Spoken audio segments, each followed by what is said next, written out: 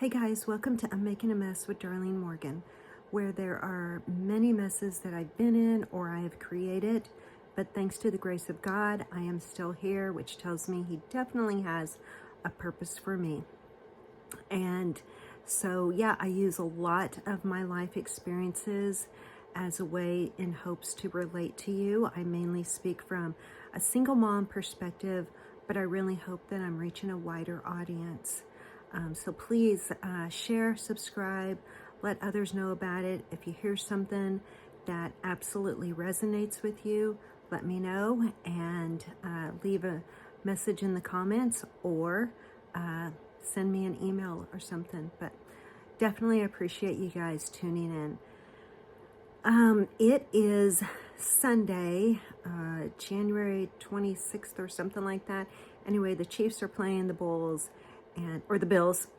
Sorry, obviously I have not been around football much lately, which is absolutely true.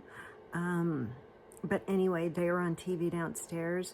I wanted to get on here and just kind of send out a recording that kind of updates you a little bit on what's been going on in my life and how things have been going. But yes, not been around football. When I was actually married, the girl's dad, he was super heavy into football. And we had at one point in time, 4 TVs downstairs and one upstairs in our main room. And then of course one in our bedroom. And he used to play fantasy football, and sometimes it was very, productive and lucrative. He somehow was able to retain a lot of knowledge and statistics and logistics regarding all these professional football players. It was honestly quite impressive. But I was able to kind of grasp a lot of what was going on in the football world and the teams and such. But ever since the divorce and he's been passed away, hardly ever watch it. I am slightly ashamed to tell you that I didn't even know the Chiefs were in the playoffs. Sorry. Don't judge me, but I guess it just lets you know that I just kind of had a lot of other things going on in my life most recently. And yeah, let me just kind of get into it here. So in most recent days, I actually had our pipes were frozen, which is a regular thing every January because the house that we live in is quite small and it is on a slab, so it's all built on concrete. But nonetheless, the pipes freeze, and last Monday, I forgot to leave the water running in the kitchen, which helps tremendously. Forgot to leave it running and pipes froze. So we went from Tuesday until about Friday, I think, without water downstairs. By the end of the week, it started trickling out, which really baffled me because I felt like something was holding it back. And sure enough, the plumber that was here working on something else said, "I think it's your faucet." And when my daughter told me this, I said, "I got an idea. I know what to do." So when I got home from work, I removed the faucet head, cleaned it out really good, scrubbed it, put it in vinegar, put it back on, and voila, we had water. Sediments galore was building up into the faucet, and yeah, live and learn, home ownership.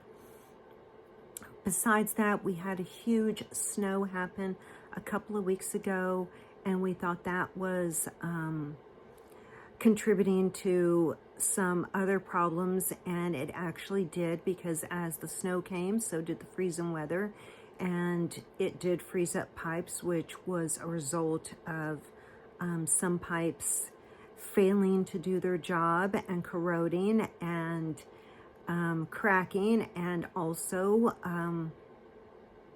water getting backed up and flowing into the house. So yeah, lots of stuff happening.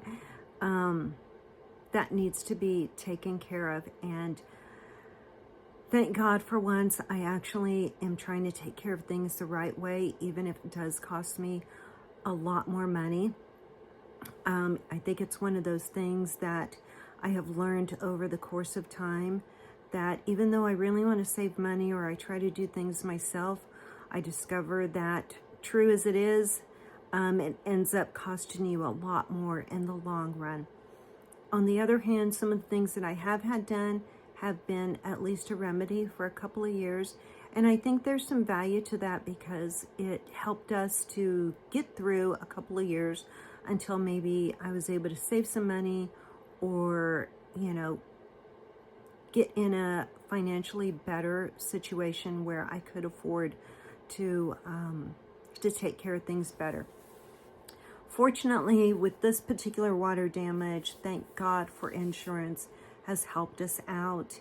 And I decided to go ahead and get some other things fixed.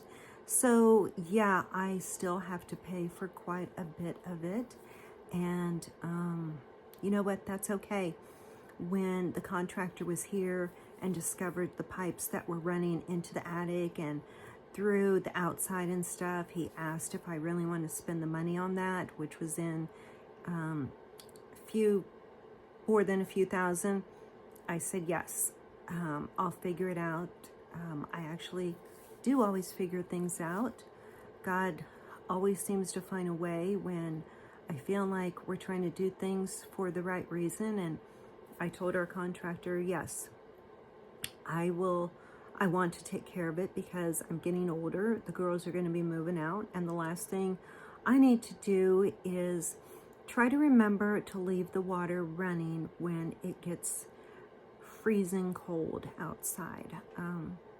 So I'm looking forward to that. I'm also looking forward to the fact that as we work on the bathroom and replace all those lines, the shower had to come out, and I decided I'm putting a tub in there because as the girls get closer to moving out, I'm going to do some nice, hot, long tub soaks with not a glass of wine because I'm not a wine drinker, but maybe something else, I don't know, with candles and relaxing music or an audiobook.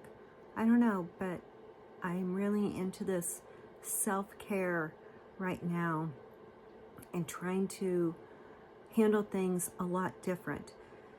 So speaking of self-care, I'm going to be very vulnerable here and say all that weight that I lost over the course of last March until whatever it was, June, I have been gaining many of those pounds back.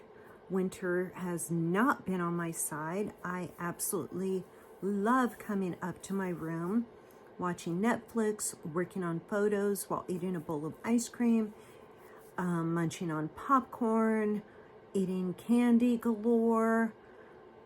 And I just said, I don't care. I'm going to enjoy myself and eat some crummy things now and then because I know who I am, and I know that the time will come as the weather clears that I'll get my butt back out there and start doing my walk jogs with my headphones and music and audiobooks. And I'm trying to accept a lot of who I actually am right now without trying to overthink things, worry about them, stress on them. And it actually has me in a decent frame of mind right now. I know that you saw some really frantic days from me, back a few weeks ago, and that kind of stuff's gonna happen. That's probably why I wanted to get on here, so you could kind of see a more calm side of me, a more content side, someone that is continuing to learn who she is, what she's willing to accept, and how prayers have been working. So here is one of the main things I wanted to tell you about that I just recently discovered about myself. So, I want to say several years ago, which it probably has been, there has been a woman that I run into frequently, and she always seems to see the bright side of things. She always seems to lift people up, have a smile, appear content. I know that she also had gone through some tough times, and even those times had not stopped, but she always seemed to just handle things very contentedly, lightly, able to. And I remember praying and telling God, you know what?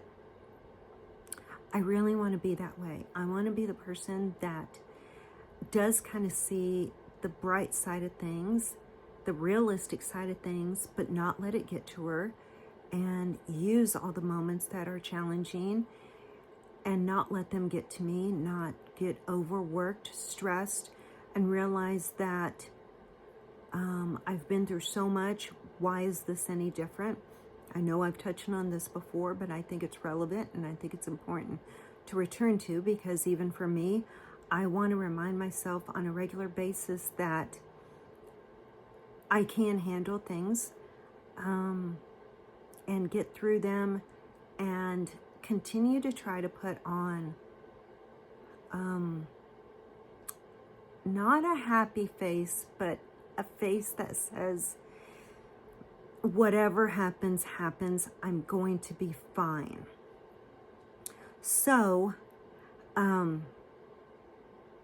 I'm at work the other day, and as I might have told you, I work with some young adults, ages 8 to about 18 or something like that, or 9. Sorry, 9 to about 13. I mean 18. Mercy. And they're troubled. They've got a lot of things going on, and I have actually been able to relate to so many of them as I see them taking part in some very risky behaviors that I personally have done. And so I know what that's like. I know the outcome of those risky behaviors. I know the saving grace that God has given me as I was able to overcome and get out of some really bad situations.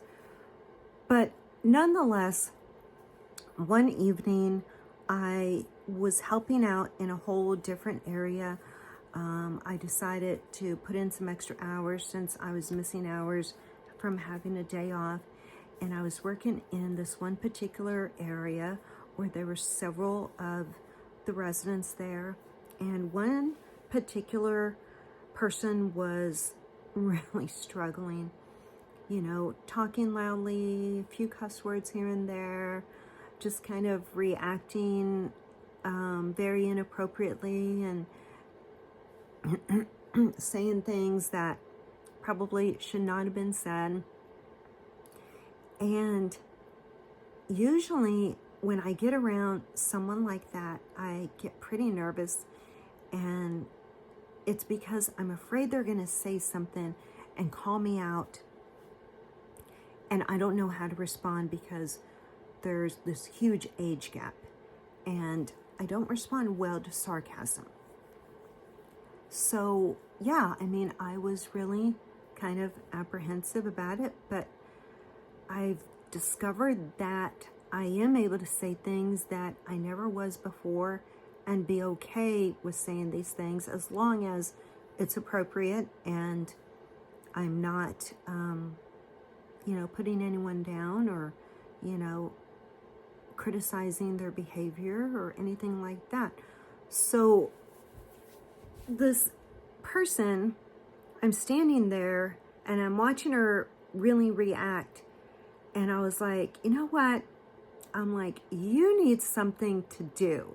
Like, what do you want to do? Let's do something like cards, games, a drawing, whatever. And she looks at me and she goes, every time I see you, you are smiling, or you always look like you're happy. Yeah. And she goes, are you really happy, or are you lying to yourself? And she goes, I want to know.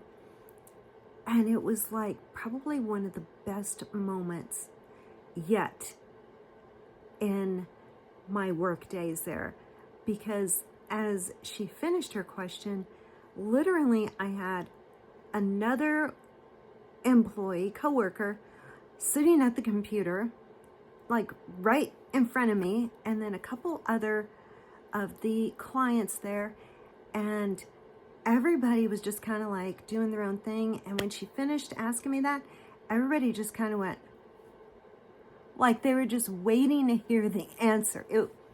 I'm not explaining this probably to the point where it's humorous, but it was incredibly humorous. It was like everything stops and they want to hear my answer. It was like inquiring minds want to know.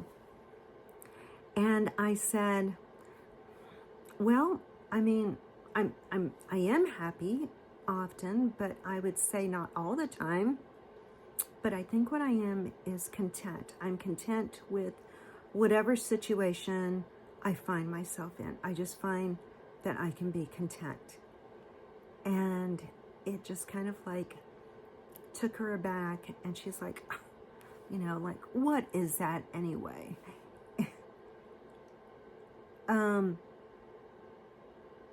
As I'll get to my point of discovery here, but beyond that, the rest of the night was fine. She kind of like settled down. Her and I played some cards and challenged each other in solitaire, and it was literally like one of the best moments ever, because it gives me a chance to like really get to know these clients and who they are, and the anger they're feeling, and the mistrust that they've gone through, and why they are so fearful and mad and just everything. They just want someone they can trust, whom will listen to them, who will take time with them. And those are things that, we can all do with someone that just needs someone there to be with them. And I could totally relate. I mean, I'd gone through a lot of stuff she was, dealing with myself, and knowing that there were so many people I couldn't trust. In fact, I mean, I've pretty much gone through that my entire life up until, just recent years. And it's hard when you get around somebody that is very much like a person that you used to know a long time ago, that you could not trust. You never knew what was going to happen next, or you never knew what to say around them without triggering them. But anyway, it takes time. No different than the prayer I've been praying about, asking God to give me a content heart. Help me to be like this person that appears to trust God so much that she can navigate her days and handle things in a way that lets others around her know that she's just tackling life and is content with it. And as I went on about my evening and the next few days, I realized that I think God answered my prayer, because I thought about how when she confronted me, I wasn't afraid to answer her. I wasn't afraid to just say who I am, like I have been in the past. And I think I am content. I mean, water damage in your house can really rile you up. Frozen pipes for 4 days in a row can leave you feeling stressed and cause a lot of anxiety. Your daughter's car that was supposed to have been fixed a few months ago, and still waiting on that to happen can raise a lot of stress in your life, but I'm just going to let God take over, because that's what I need to do, and keep working on it and keep practicing it. Just because we hit these achievements, these goals, these prayers where we know, wow, gosh, you know what? God really is listening. It doesn't mean we stop there. It means He's acknowledging who we are and our needs and who we want to be. And He acknowledges those things, I feel, as long as we're also acknowledging Him. And we are doing things for others that He would do. And that's who I want to be. And I don't want to be looked at as if I do too much for somebody, or I shouldn't be doing something for somebody, because we're doing for others too much, or it's not fair. There's ways we can do stuff for people and not do something for another person that may realize it, and be honest with them and say, hey, I'm taking care of this person right now. I know you need something too, but I'm taking care of this person now because I really care about him, and I really care about you too. But let me handle this so that I can get over to you. There's power in honesty and transparency and truth. And I think when we do that, people respect it, they appreciate it, and they can trust us. And that is where I'm at right now, and what I'm going to continue to work on. And I'm thankful for God's mercy and grace. And it's going on 22 minutes. I still need to shower and get my warm, fuzzy pajamas on and get downstairs to the girls. There's just the oldest and the youngest right now. The other one is with her boyfriend this evening watching the game back at school at his college. And so I got tostadas made. We're going to have a great night. And thanks so much for listening and tuning in. Please share and subscribe. Leave me your comments. Let me know what you're thinking. Send me an email. I don't know. Just reach out to me, because I love hearing from you and I love seeing those comments. And I would love to grow my audience. So share. All right, guys, remember, ask God to come into your heart and your mind, because remember, with Him, He does make things possible and easier. It doesn't mean those things are going to go away. He is just able to get you through it. And with that, you just can't go wrong. I'm living proof. Pray. And let's get through this life together. All right. Peace out. Talk to you later. Thanks for tuning in.